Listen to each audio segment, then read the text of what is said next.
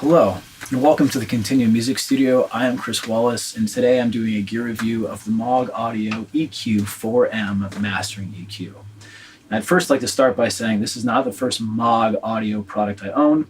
I also own the EQ4 and the EQ2 in 500 series format in stereo pairs, and I tried to use those for many years in a mix bus and mastering setting.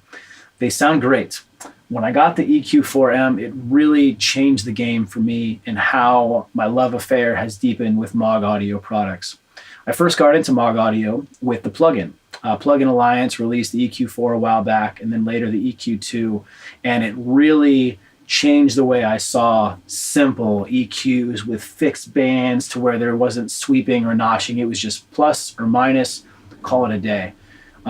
These EQs sound beautiful, very musical. I know that term musical is thrown around a lot, right?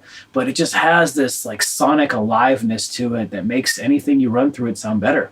And the beautiful thing about the EQ4M is it is stereo, but obviously you can run this in dual mono, so it's great for tracking vocals, it's great for mixing, and it's great for mastering. It's one of those pieces that really can be used at any phase in the studio project and fit into any studio, from a small bedroom studio all the way up to professional level, and sound absolutely stunning no matter what you throw at it.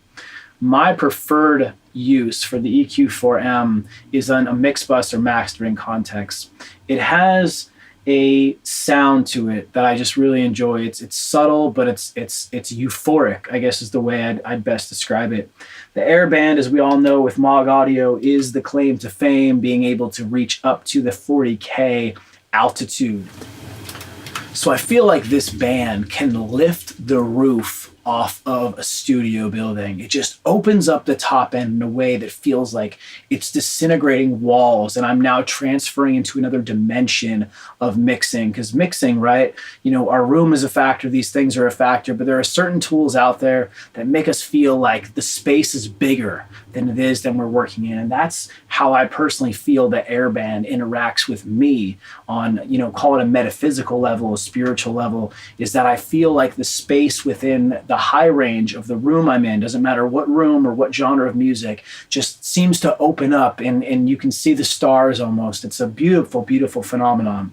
The other really nice feature about the EQ4M is the low band, the sub band, that 10 hertz band. Work on a lot of EDM and a lot of pop. And this is one of those critical zones that can get real muddy, real cluttered. Generally, we cut everything below 23, 25, 27, 30 hertz, right?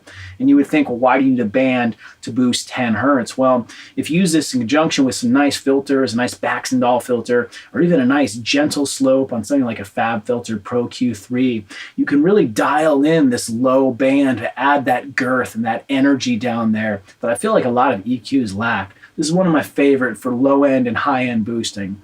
Now, I shouldn't say this to shy you away from the mid-bands. The mid-bands are wonderful too. The low-mids, the mids, they sound absolutely gorgeous. They can add body and thickness and fullness to a sound instantaneously, which is really great.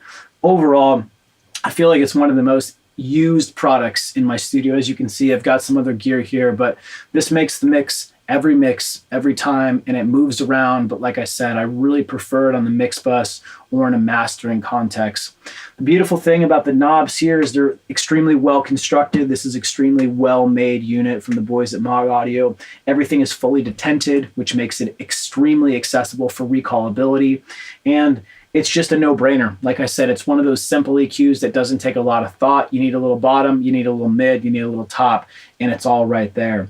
The air band can be switchable between 2.5K and 40K. And the one thing I have noticed about this as well is the 2.5K band here in orange actually sounds a little bit different than the 2.5K band over here. And this is like a little trick that I do where I often maybe dip a little bit, maybe a dB on the 2.5, and then I boost this up maybe 3 dB on the air gain. And I like the sound of it. The same thing goes for you guys in the plugin world too. Try that trick. It might work out really well for you.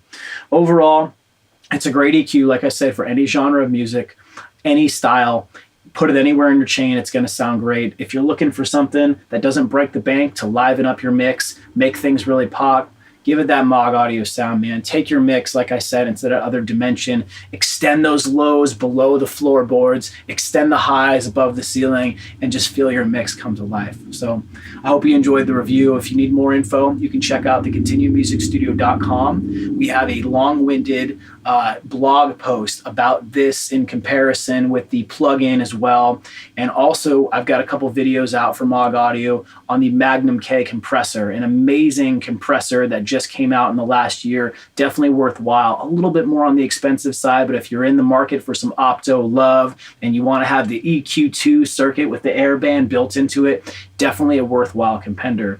So anyways, guys, thanks so much for checking this out. Happy mixing. Peace.